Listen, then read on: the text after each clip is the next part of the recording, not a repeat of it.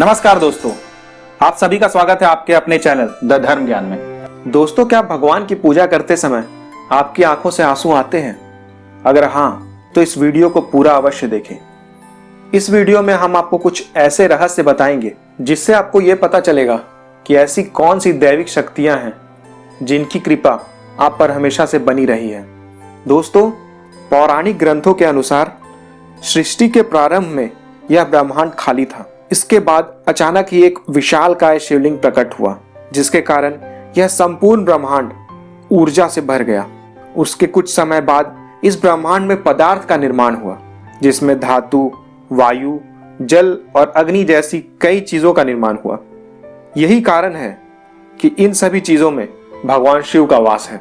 समस्त ब्रह्मांड के कण कण में बसी हुई ऊर्जा मानो शिव ही है। शिव ही आदि है और शिव ही अनंत है। तो इसलिए जब भी आप पूजा पाठ करने बैठते हैं तो आपकी आत्मा का कनेक्शन ईश्वर के साथ जुड़ जाता है। ईश्वर सर्वव्यापी है। समस्त सजीव और निर्जीव चीजों में ईश्वरीय शक्ति का वास होता है। यही कारण है कि जब आपकी अंतरात्मा ईश्वर के साथ जुड़ जाती है तो ईश्वर आपको कुछ संकेत देते हैं। यह संकेत बड़े ही साधारण होते हैं, परंतु हम इन संकेतों को समझ नहीं पाते। सर्वव्यापी परमात्मा सभी जीव जंतुओं की आत्मा से जुड़ा हुआ है। जब भी हम पूजा या ध्यान करते हैं तो हमारे आसपास का वातावरण सकारात्मक ऊर्जा से भर जाता है और इस कारण हमें प्रसन्नता महसूस होती है। दुख का माहौल भी खुशी में बदल जाता है। जब भी आप प्रभु का ध्यान करते हैं, आप चाहे कितने भी दुख में हों, आपको अच्छा और फ्रेश महसूस होने लग जाता है, क्योंकि इन सकारात्मक शक्तियों का प्रभाव कुछ ऐसा होता है। कई बार विद्यार्थी पढ़ाई करते समय मां सरस्वती का ध्यान करते हैं तो उनकी आंखों में आंसू आ जाते हैं या उन्हें अचानक से नींद आ जाती है। इसका अर्थ यह है कि मां सरस्वती की कृपा उस विद्यार्थी पर बन रही है। इसके साथ ही हम कभी ईश्वर से जुड़ी कोई कथा आदि सुनते हैं तो हमारे शरीर का रोम रोम खड़ा हो जाता है, मन प्रफुल्लित हो जाता है और आंखों से आंसू आ जाते हैं। ईश्वर की उस अनंत शक्ति का अनुभव करते हुए कभी कभी हमारी आंखों में आंसू आ जाते हैं और इस कारण ईश्वर पर हमारा विश्वास दृढ़ होने लगता है। दोस्तों, अगर आपको भी ऐसे संकेत मिलते हैं तो इस वीडियो को अंत तक अवश्य देखें। पहला संकेत है आंखों में आंसू। अगर आप ईश्वर की आराधना में ध्यान लगाकर बैठे हैं और यदि आपको उबासी आए या आपकी आंखों में आंसू आ जाए तो इसका संकेत है कि आपकी आत्मा का ईश्वरीय शक्ति के साथ मिलन हो चुका है। ऐसे समय में ईश्वर को अपनी मनोकामना अवश्य बताएं। इस समय पर ईश्वर से की हुई हर प्रार्थना का फल अवश्य मिलता है। अधिकतर लोग इसे संयोग समझकर इस पर ध्यान नहीं देते और बस ईश्वर की आराधना में खो जाते हैं, परंतु यह ईश्वर से कुछ मांगने का सर्वोत्तम समय होता है।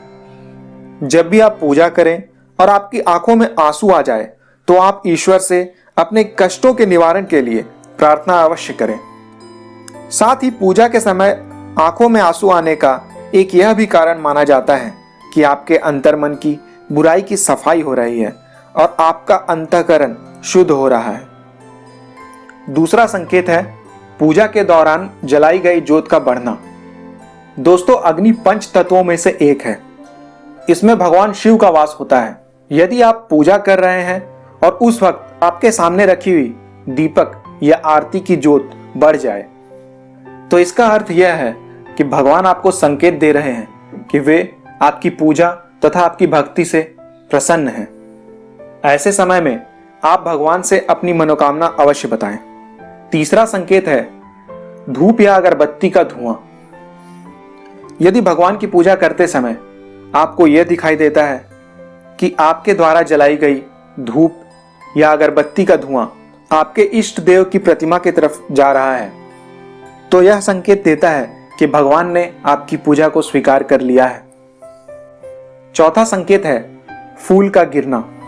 यदि आपने पूजन करते समय भगवान पर फूल चढ़ाया है और पूजा के दौरान वो फूल आपकी ओर गिरता है तो यह भगवान के द्वारा दिया गया आपको एक शुभ संकेत है।